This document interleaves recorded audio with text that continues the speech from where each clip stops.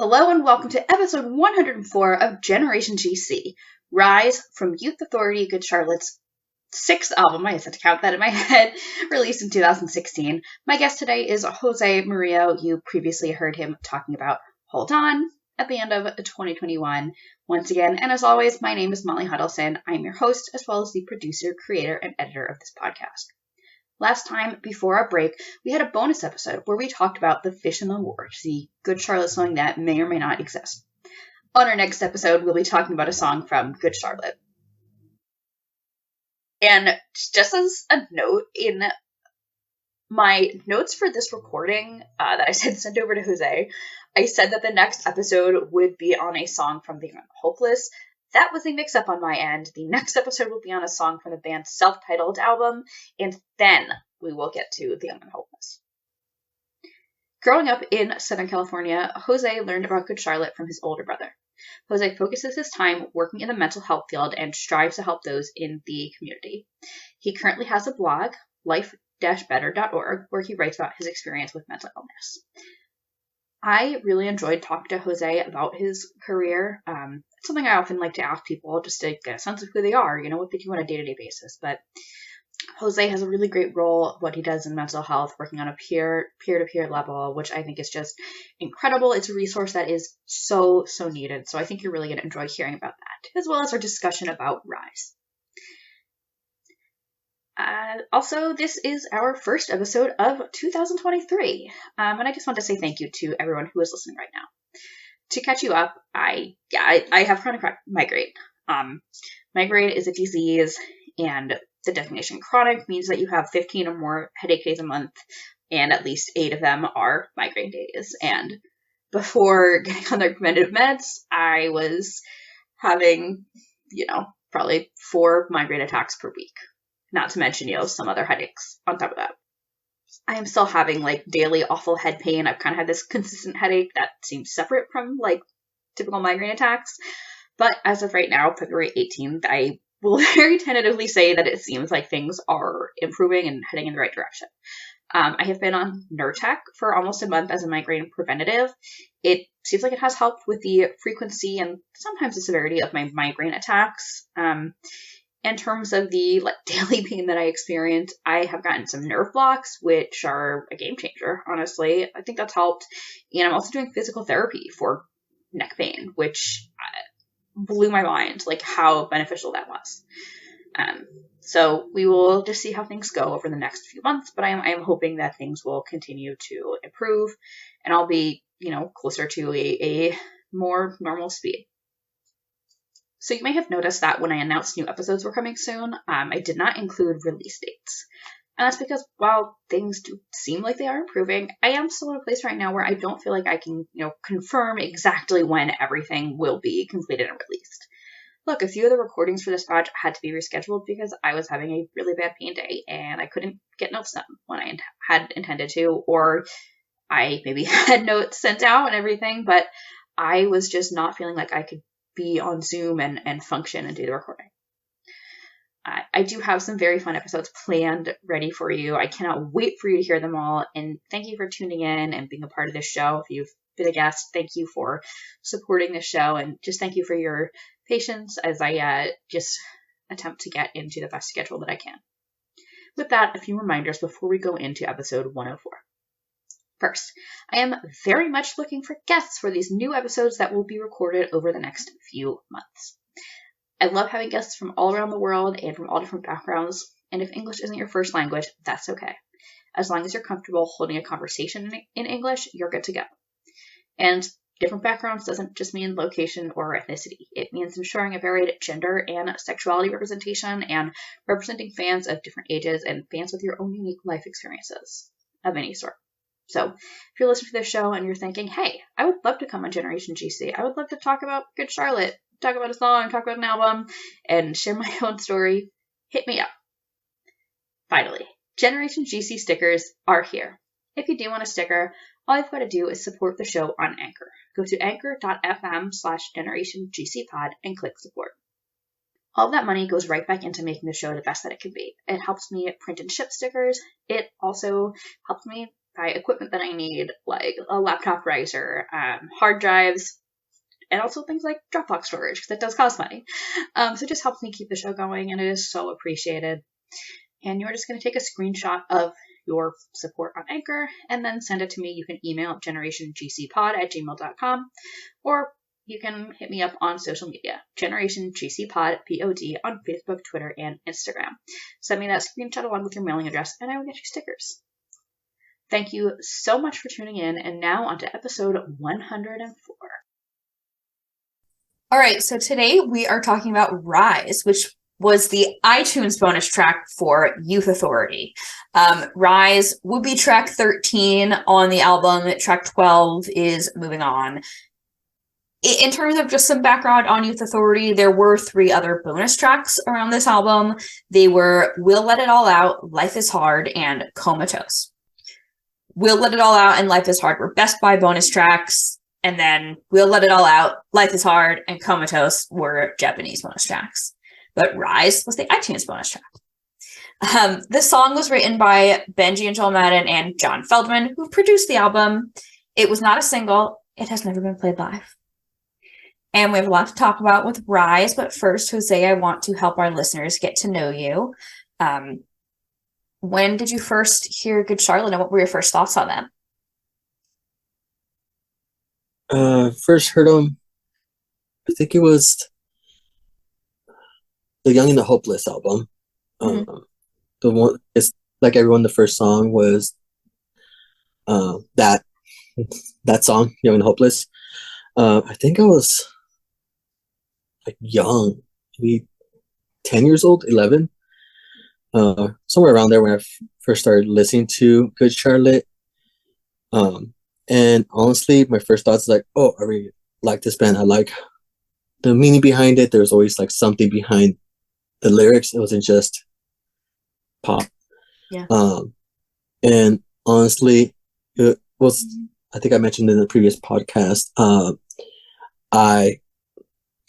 it has been the only band that I ever bought all their CDs. Nice. And it's honestly one of the few artists that I continuously listen to and haven't dropped. There's others where, like, on occasion I'll stop listening to, but this one has always been on, I guess you could say, like the top 100 every year for listening. I have Apple Music, so it's the one that always pops up. Nice. So it's kind of my favorite band to listen to. Nice. I love that. And I also like to ask people, have you ever heard Good Charlotte live? No, however... Or have you ever seen them live? Sorry. No, but I bought tickets for the When We Were Young festival for this year. Oh, was it? The one that's coming up this year that they're playing. Yeah. Nice. So the only reason I bought those tickets was to see them live. Exciting. Is I told my coworkers, like, the only reason I'm going is just to see Good Charlotte play live. Yeah. If I get to hear any other bands, I'm fine. Whatever day they're playing, you just go to that stage and you camp out in front all day, you know? Yeah, so that's going to be my goal this year, is just to see them play, try to get up front, just to be able to see them up close. So awesome. Fingers crossed, hoping it works out for you. It sounds like a pretty cool festival in general. I don't know if you saw, but Paul tweeted the other day something that GC is back this year or something like that. I am curious what that means and what they've got going on. I guess we'll see. Hopefully a new album. It's been a while. Yeah. So let's see. I just remember when last December came out, like there was a press release about that song, and it said that like this is the first part of like the new chapter. So I was like, like a new chapter, like sounds like more is coming, but that's been over 2 years now. Jose, so I understand from when we were chatting on Instagram before this that, you know, your older brother is also pretty into GC. Can you tell me a little bit more about, you know, your relationship with him and how you guys have kind of shared music over the years? I guess the main thing is he's, you know, way older. He was the one that kind of was giving me and my siblings rides when we were kids. Yeah. For the most part, me and him have always had similar music. I guess because he was the one that introduced me to it. Even now, when I ever go to his house and he's playing music, for the most part, it is the same. Early 2000s, alternative, Sum 41, Good Charlotte, those kind of bands. Hell yeah. So it's kind of been the way, I guess, similar to me, and most of the music I listen to has continued just to be early 2000s. I mean, on occasions, things that are similar to them, like water parks, things like that, I've added to my repertoire of music. But for the most part, it's always been like me growing up learning my music taste through him. Yeah. I mean, you mentioned something specific, which is that your older brother would give you rides places. And I feel like, I don't know about you, but when I gave my little siblings rides, I always picked the music that was in the car. And I don't know if that rubbed off on them, but it certainly exposed them to a lot of things that I liked. Yeah, it was kind of the same because he was the one that especially back then, it was only CDs. Right. So right. Whatever CDs he bought, and for the most part, it was like music that we would listen to, or the radio when radio was still a popular thing. Right. That's pretty cool. I love it, and I love that you guys still, now as adults can still share that interest. I also want to hear about your work. I understand you work in the mental health field. Can you talk a little about that? Tell me what you do. Yeah. As of a few months ago, I actually got promoted, and I'm more on the back end, more of a like quality assurance type of manager, just making sure things are done properly. But I've had 8 years experience working in the mental health field as what would be considered a peer support specialist. What that really entails is, especially here in California, they're pushing for more peer support specialists. And peer support specialists are those who have lived experience with mental illness, and they're now put part of, I guess, a treatment team, part of the recovery team, to not only, help. Well, how like before it was only like the psychiatrist, the therapist helping somebody, but they've seen that having somebody who has their own experience really helps somebody. Yeah. So role was really just being, I would say, like the friend for hire, like somebody they can just talk to, or especially since I became really familiar with resources in my area, in the community, I would kind of give them those information. Like if they needed information on food drives, the food banks, I'll give them the information, or just help them, learn, like like coach on interview questions, things like that, to kind of help them really feel comfortable with getting resources, getting back on track, trying to go back to the community, and especially even advocating for the person when I'm talking with the treatment team. They're wondering like, hey, what's going on with this person? I can, within reason, I'm not going to break confidentiality, but I'm like, yeah, they're participating. They have, there's probably these type of concerns, and as of actually yesterday, because the bill passed last year, kind of making peer support specialists kind of a standard throughout California. Wow. So I had no idea that was a thing. Yeah, I know. It's kind of, I guess, like a pilot project here in California, because before, the only issue was like I had my certification in my county, and if for some reason I moved to a different county, my certification be invalid. Wow. And I think California saw like, okay, we have like different standards in different counties. Let's just unify it. Right. And have it be funded under Medicaid. Okay. So like, yeah, took the certification exam because I'm like, I worked really hard for this. I don't want to lose all those 8 years of experience and have my certification be invalid. Yeah. So I took my test and I passed. So now I am congrats. Certified through Medicaid. So it's a good thing. Kind of I like seeing how the progress in mental health has been getting better and trying to incorporate more people with lived experience instead of just clinicians and doctors. Yeah. No, I love that, and I wish that was a thing that was available like nationwide. Like I mean, I've mentioned several times on the podcast, I go to a online support group for ADHD, like young adults with ADHD, and it's been so helpful. And it's helpful in a different way than talking to, my therapist and my psychiatrist as needed. And those are important too, but I think especially like I'm 31, but especially for like younger people, like I just remember being like 14 and like struggling with like depression and anxiety and like mental health, and just, I had a therapist, I saw a psychiatrist, but all of these people were like above me. So it's like I wasn't relating on the same level. Maybe they did have lived experience and that's why they wanted to become a therapist or a psychiatrist. I don't know.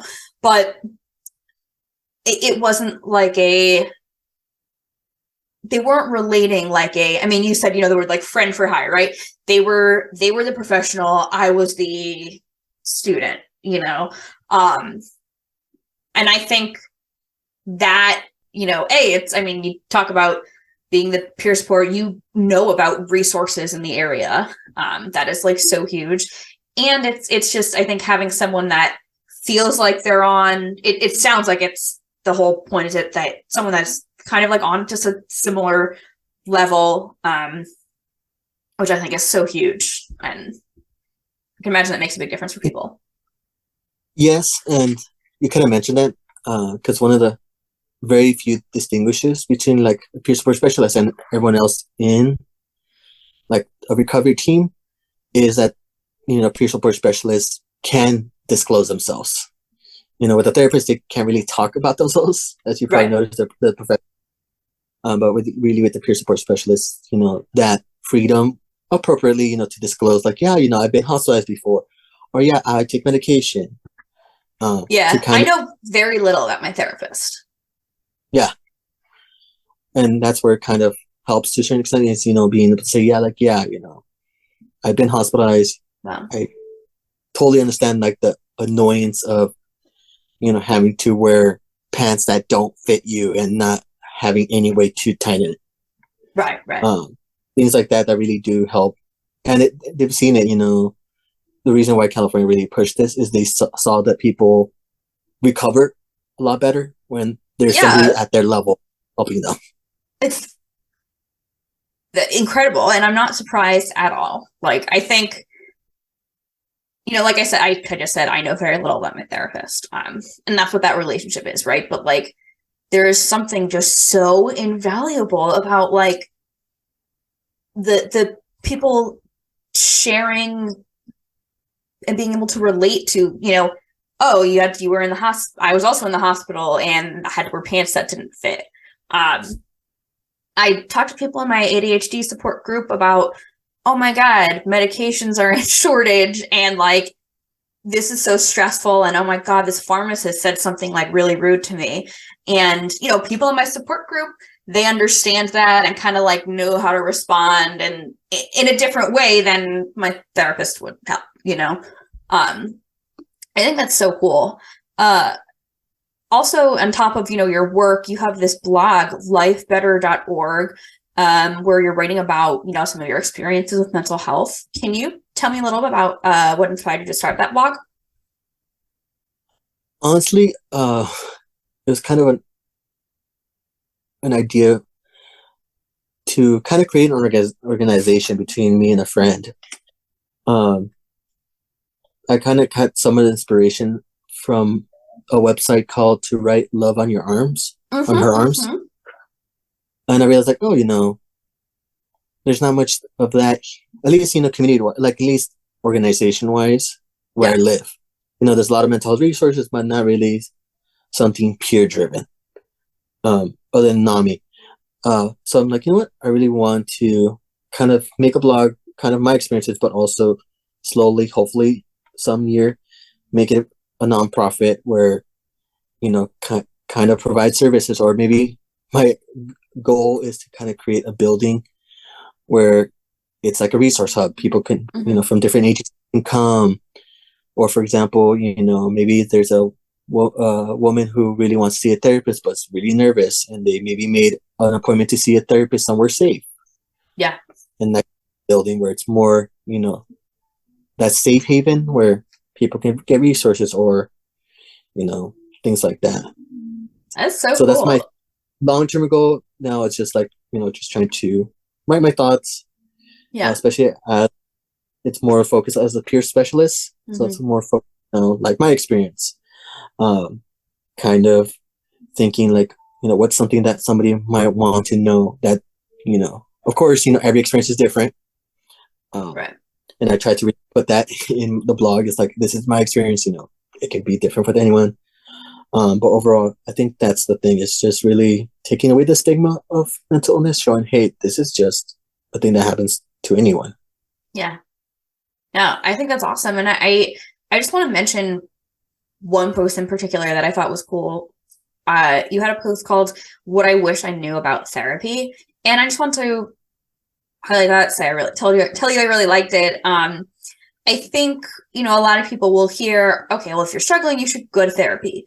If you got diagnosed with ADHD at 30 years old, you should go to therapy. If you have some kind of trauma, if you have a breakup, if you have a chronic illness, you should go to therapy. And it's kind of thrown out as such blanket advice, but people don't necessarily think about what that actually looks like. And people also don't necessarily know like what therapy can do and like how therapy can help you. And I thought it was cool to see your post. Yeah, and I think I wrote that one especially because of how the media portrays it. Mm-hmm. A lot of movies, it's kind of armchair, therapist. It's like not armchair, like the person sitting, on like really nice lounge for some reason. They're just talking about their childhood, and it's like this, like the psychodynamic, kind of very thing. psychodynamic, and to a certain extent, like it's like no, there's different things. And when I first started, I went same idea, psychodynamic. It's gonna be just talk therapy, and I really like, oh no, it's really like 10% of talking of what I'm going through, and like 90% of okay, well, how can we find ways to navigate it? Mm-hmm. And I think that's what helps a lot of people, because a lot of people, like you mentioned, they don't know. They're like, oh, why should I go talk to somebody if I can just talk to a friend? Yeah. It's like, no, it's more than just that. Or I've had people just dismiss it like, oh, I don't want to pay a lot of money just to talk to someone. It's like, no, it really is, someone professional who can really help. Yeah. No, I mean, and sometimes it is, you have a therapy session and all you do is you just like talk and you vent and you get it off your chest in a completely non-judgmental space. And that can be valuable, but you're right. Exactly. There's so many things that a therapist can help with about navigating life, navigating chronic pain, navigating a breakup, a new job, moving, and that is everything from the logistical stuff to being able to pay attention to yourself and figure out, okay, what do you want? How can you make this experience comfortable for you? And, the sort of CBT stuff of like reframing your thoughts. There's a lot that goes into it. Yeah, there's a lot. We could talk about mental health probably for this whole entire podcast, but I do want to get into Rise. I mean, Jose, we've been in touch for a while. It might have been back in 2020 that we were first in touch, but you were previously on the show for episode 83, Hold On, Part 1. I am so happy to have you back. Why did you want to talk about Rise? Honestly, one, especially since the album was kind of, in a sense, like a rebirth, but also reintroduction to Good Charlotte for everyone. Yeah. Like, Good Charlotte with Rise. It was one of the few songs that stuck out to me, especially since it was like an iTunes exclusive. So now that people are aware of it. And I did like a lot of the lyrics and meaning behind the songs. It's kind of very if I can use one word to describe the song, is resilience. I like that. That's perfect. Well, resilience is a great way to describe this song. I mean, let's kind of get into the lyrics. Like, I want to know, yes, resilience. Like, I'm agreeing with you on that for sure.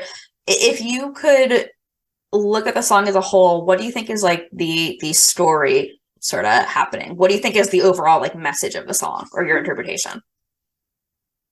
I was actually meditating on that the whole week because, at least for me, is kind of continuing on when you're a very low point. Mm-hmm. And because the first, kind of lyrics is, they spent dreaming about a silver lining. Things aren't set. You don't say that when you're in a good point in your life. Kind of, when you're in a very dark place, whether like, a breakup or something, or just struggle, with someone. It's kind of what kind of really resonate because, I know it might be a song, like, at least for me, it's like singing to somebody. It does mention, I get carry that. our love, tell me what you're looking for. But overall, I think it's just that resilience, supporting someone or supporting yourself through like the thick and thin of it. Mm-hmm. Yeah. Yeah. I mean, I wrote down that it's like telling someone that you've got their back no matter what. If things are good, if they're bad, like you will just give it your all to be with them. And what's just popped into my mind as I heard you talking about, resilience and everything just now. So when I first heard this song, and even like up until we started recording, I was like, okay, maybe this is like a romantic partner or a friend or something. But I'm now kind of wondering if this is like the Maddens, like the twins writing this to each other in a way, look, who knows? But I remember on the Youth Authority tour, they would tell stories on stage about when they were starting out and they had absolutely nothing, and just how difficult that was, but they had each other. So that, I mean, and I think this song could apply to many kinds of relationships, right? But I don't know. I like that interpretation, I think, of, it's like the brothers kind of saying, hey, we've got each other, or the band as a whole really saying, hey, no matter what shit happens in life, in the world, in the music industry, we have each other. Yeah, I can see that, especially like you mentioned, like how they first started. No one was really like wanting them in their label. Yeah. And they, instead of going to like college and pursuing college career, they're like, you know what, we're gonna try to make it as a band. Yeah.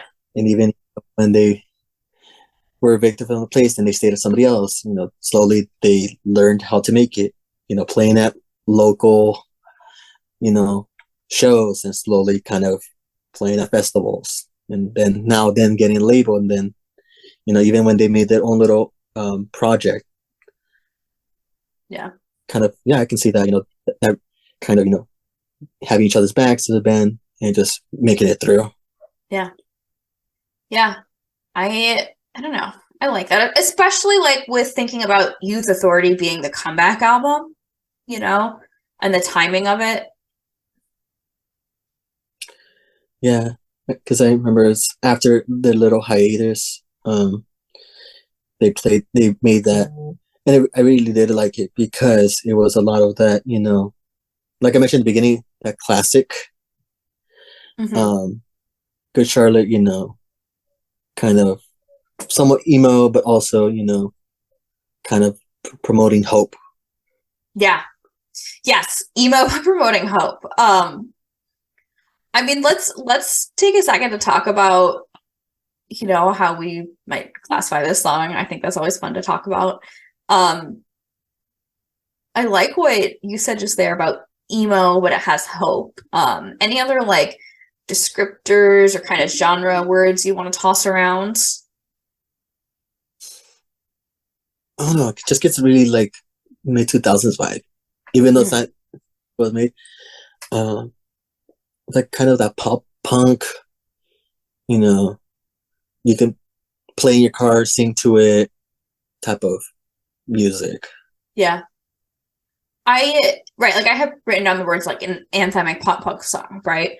But with this song, I do also get like a little bit of metal, kind of, not like actual heavy metal, but like a little pop metal, and that kind of breakdown between like I think it's like between the chorus and the verse with the guitars. Yeah, I can see that. Yeah, because it is. I would still say very, it's like a pop punky song, but there were some reviews and comments that compared this song to both Iron Maiden and Papa Roach. Which I can see it. Papa Roach especially, that's actually not a bad comparison. You know, especially when you think of like pop metal, but also kind of emo. Yeah. But then like the whole like anthem part that you mentioned, because yeah, when I was listening to it, like it's kind of one of those songs you would play. Like if they would put it in any movie, it would be like when the hero is like realizing that he has friends, they go like face the adversary and then that plays. Yeah. But kind of that it does have like that anthem feel where it's like, okay, you know, kind of pumps you up. Jose, I want to know, because this is a bonus track, right? It's the iTunes bonus track. Why do you think Rise didn't make the original album, Youth Authority? I was actually thinking about that. I'm like, and I was kind of just looking into like the production of it, and I know some of the production was, you know, when they're trying to make this album, they're just trying to get back to the roots, where it's, you know, they just write, they practice it, and they record it. Yeah. You know, kind of keeping it simple. So I was kind of really just thinking, I was even looking through the whole album, like, why is it that? And honestly, I don't know, because it really does fit with the whole aspects of like Youth Authority, you know. Because I know somebody just. Where would you put it on the album?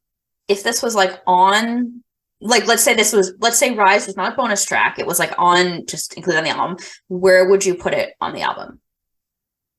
I think it would have to be between Keep Swinging and Reasons to Stay. So like between track 5 and 6. Oh, okay. I was thinking something completely different. I was thinking at the very end, I think it's War and Moving On are the last two songs, right? So I think War, Rise, and then Moving On. Because Moving On, I think Moving On has to be the last song. Like that is a, you know, swan song finale if there was one. But I could see this like that, you know, that penultimate chapter, that like, you know, oh my God, what's the word? That time in the movie where, you know, finally we're getting our answers and we understand, and everyone's like, this is figuring it all out. Right before the end, you know? Yeah. So I did not find any like interviews where they talk about this song, which, you know, yeah, it's a bonus track, right? But Benji did do one of his behind the track videos for this. So I wrote down what he said, and I will just read that out and we can talk about it. Rise is kind of a song. I was glad that we made it a bonus song because it was a song we really experimented on sound-wise. We went with some different rhythms and some different riffs than we usually would. I love the chorus to this song, and it's really just kind of like, the song's just kind of motivational, and really kind of like, just, yeah. Hey, I was going word for word here, okay? Yeah. It's a feel-good song, and it was definitely an experiment, I think. I liked the direction of it, and I definitely could see us doing more stuff like this in the future. Same. I was looking for a lot of information on the song. Like, there's nothing. And I think, yeah, it was an experiment, and I did like how it came out. Yeah. And if some of the things that Good Charlotte is going to continue making, I can't wait. Because it really was unique in the sense that, you know, it was something that I enjoyed listening to. Like when I was listening to the song this week, I did not get tired of it being on repeat. Hell yeah.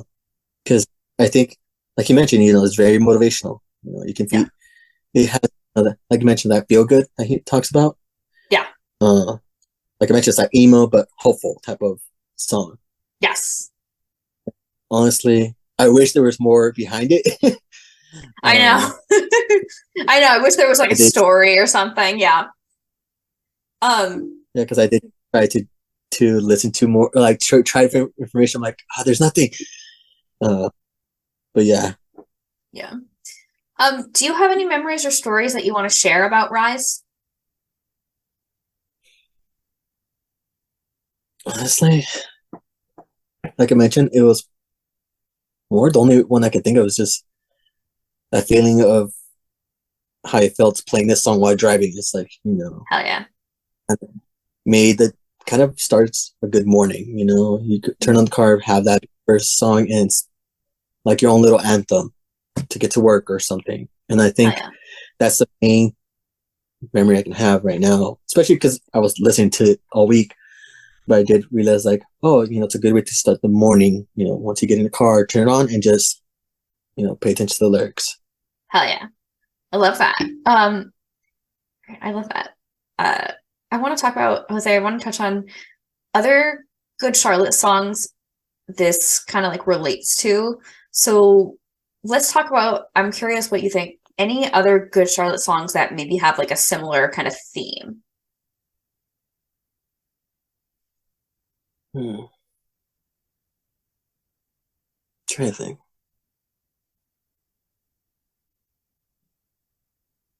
Kind of similar, at least for me, it's Move On, one of the earlier songs.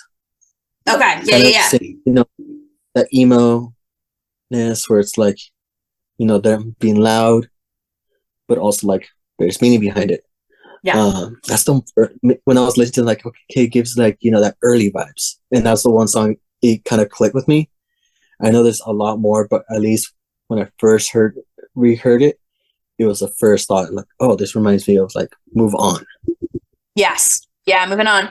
No, that's a good one for sure. I had written down like a couple cardiology songs, Standing Ovation, Alive, Counting the Days. And Counting the Days, I feel like that's one that seems like an odd pick, but to me that song is also like a, hey, things kind of like suck right now, things are kind of weird, but like we'll get through it. Like we're here, we're in this together.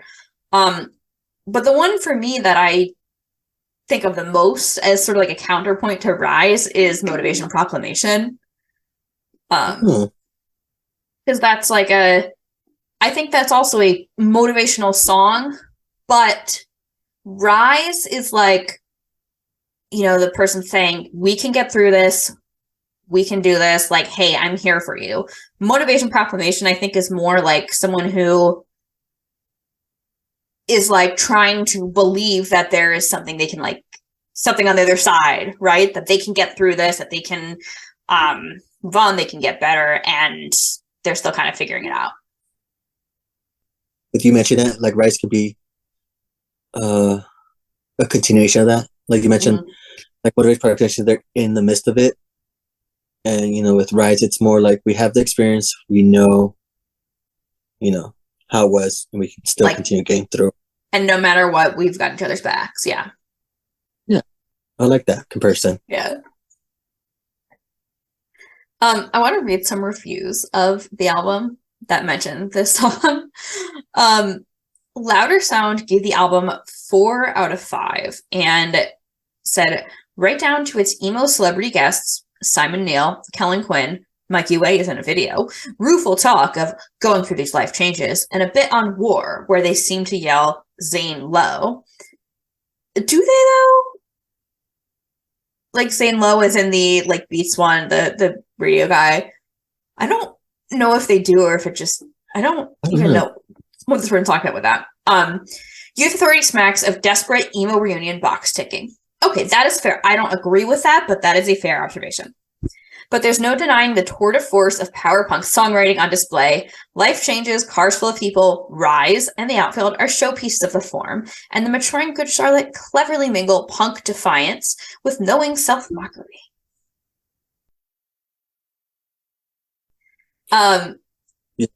Yeah. Already Heard gave the album 3.5 out of 5, and they did overall have a lot of nice things to say, but they mentioned the album was pretty front-loaded. However, they did say that Rise brings things to a close in rousing, flag-waving fashion. Okay. So, I mean, I could see Rise as also being, like, the album, which, like, it sort of is as the bonus track, but that's what's weird with bonus tracks, right? On, like, deluxe editions or whatever. Because it's like, where do they belong in the album? Like, you put them at the end, but is that where they, like, should belong? I don't know. Yeah, same. Yeah, for me, I don't know. I did like the whole album. Yeah. Especially 40 Ounce Dream, because it is kind of like that self-mockery of the industry, of the whole changes. Because even though that was like the one song that was kind of different from the whole album, 40 Ounce Dream, I was like, okay, it's them realizing how the industry is. Exactly. But overall, like, I did feel that that's why we mentioned like it's odd that Rise wasn't in the album itself, because I felt it's very strong when it comes to like what Good Charlotte music is. Yeah, it really is, and I'm kind of surprised it wasn't included in the album, but I mean, War was also a song I think they kind of experimented on, so to speak. So maybe they were like, okay, that's enough experimentation. I don't know. But we plug good music with another site that I guess, I don't know if these couple reviewers, were listening on iTunes and that's how they wrote the review, or if like the review copies sent out for distribution, if those had Rise on them. I don't know. They said, Closer, Rise, is quite moody, combining the atmosphere of more dance-oriented aspects as well as some rock ones. The bass has real bite, maybe slightly distorted or overdriven to cut through quite a dense soundscape. This reviewer felt as if the vocals of Joel reminded him of someone with a similar vocal style. It wasn't until this song, especially with the higher register stuff, that he realized Joel sounds akin to Papa Roach's Jacoby Shaddix. The album ends with the Iron Maiden-esque whoa whoa moments, which ends things as they started in the very first track. Symmetry is always appreciated, lending the album a somewhat progressive feel. Also, it's as if it were put together in this way to evoke some sort of concept, like the repeated motifs or riffs throughout Pink Floyd's The Wall.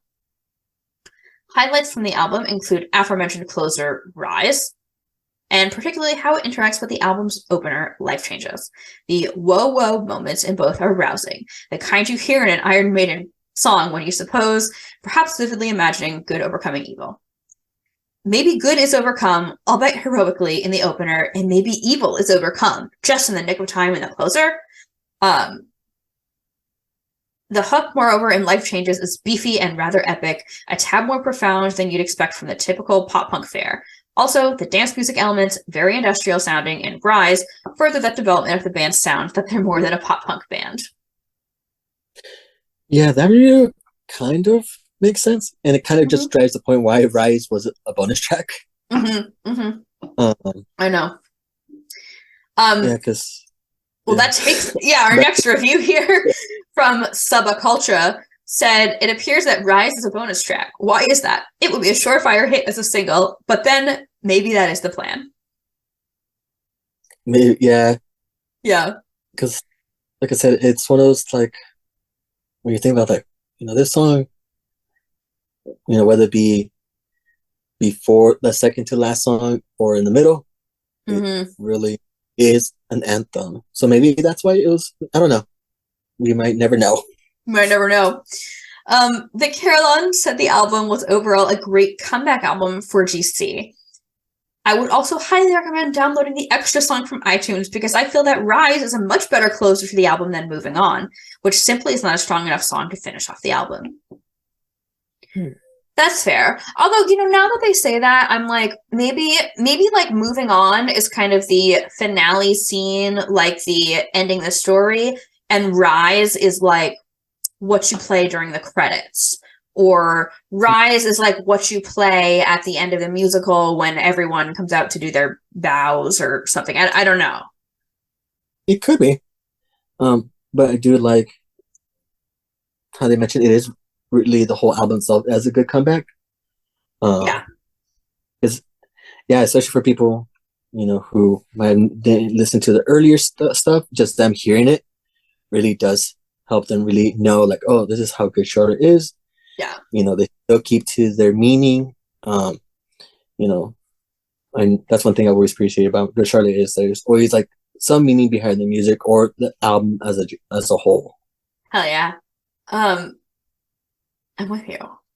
In terms of fan response, there really was not much, but I do want to share a fan comment on this YouTube upload by Estrow Madness. Bex said, the chorus sounds similar to My Heart Will Go On. I don't know who does mashups. Does anyone listening to this podcast do mashups? Because now I want you to mash up Rise by Good Charlotte with My Heart Will Go On by Celine Dion. I mean, I'm just saying. It makes me chuckle, but I really want to hear that now. Right? And same, I was trying to like see what other people were trying to see with the meanings. And there's no comments. I'm like, really? This would be the one song that has people commenting on what the meaning could be. Right. So it kind of was like, I'm really confused.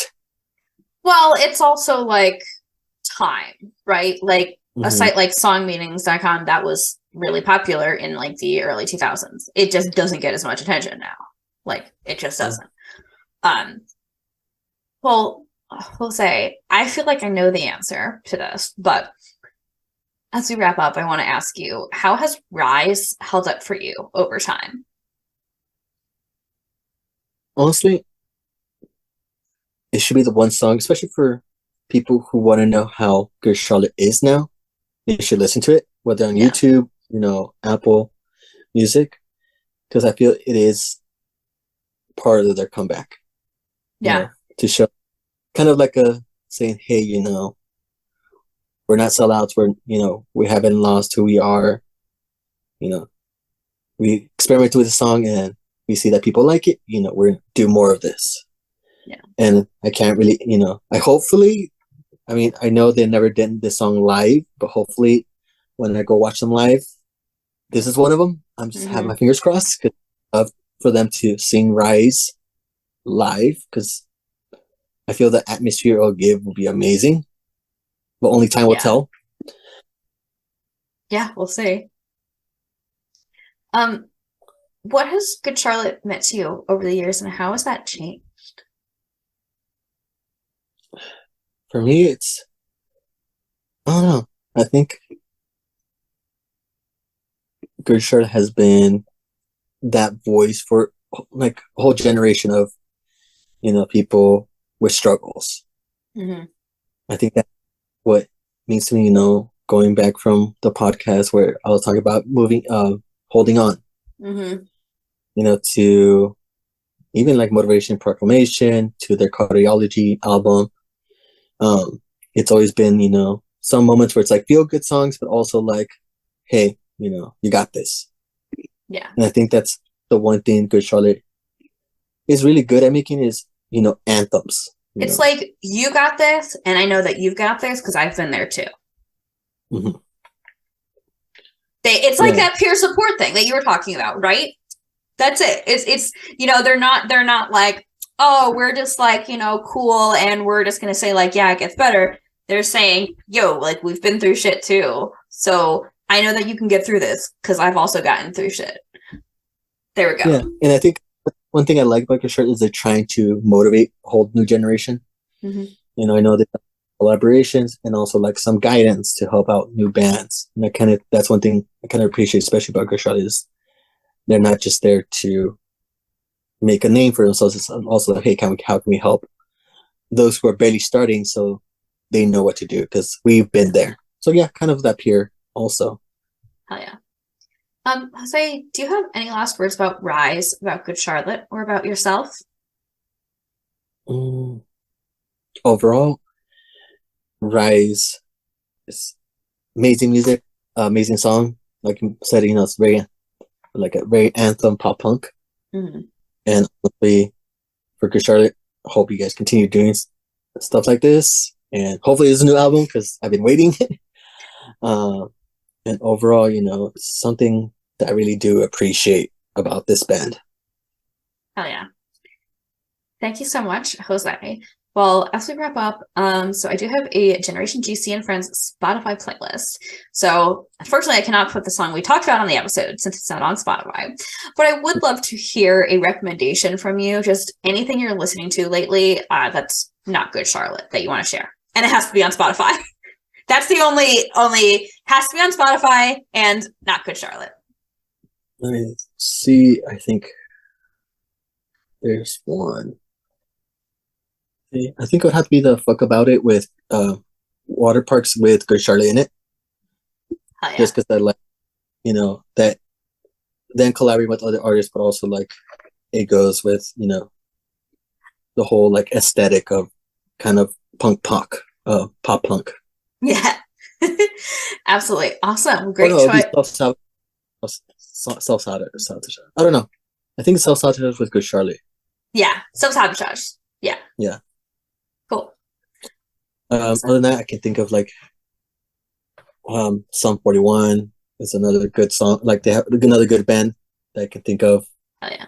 It could be any of their songs. I think the first one that comes to mind for me at least is Fat Lip or Into Deep. Classic. Yeah. Amazing. So thank you so much for coming on the show. I definitely want to include, the Life Better website, the blog in the show notes, but do you also want to share like social media where people can keep up with you? Yeah, they can keep up with me on my Instagram. Instagram is similar to the website, except it's just Life Better, no dash .org. Amazing. Perfect. Oh, yeah. Perfect. Yeah, that's it. Amazing. Jose, thank you so much for coming on the show. Listeners, thank you for tuning in. This has been episode 104 of Generation GC. Last time before our break, we had a bonus episode where we talked about The Fish and the Wart. On our next episode, we'll be talking about a song from The Young and the Hopeless. And you know what? Yes, okay, there's only one song from that album that we haven't talked about yet, but I'm still going to act like it's a mystery and I'm not going to say what that song is till I announce the episode. Ha ha ha. I think I'm really funny. Anyway, listeners, thank you so much for tuning in. Please make sure to follow and subscribe to the show wherever you listen. If you're on Apple Podcasts, please rate and leave a review. You can follow Generation GC at Generation GC Pod, POD, on Facebook, Twitter, and Instagram. And you can follow me, Molly, at M Hudelson, MHUDELSON, on Twitter and Instagram. Thank you for tuning in. Please make sure to just spread the word, tell all your friends. That is the best way to make the Generation GC fam grow. Thanks for tuning in.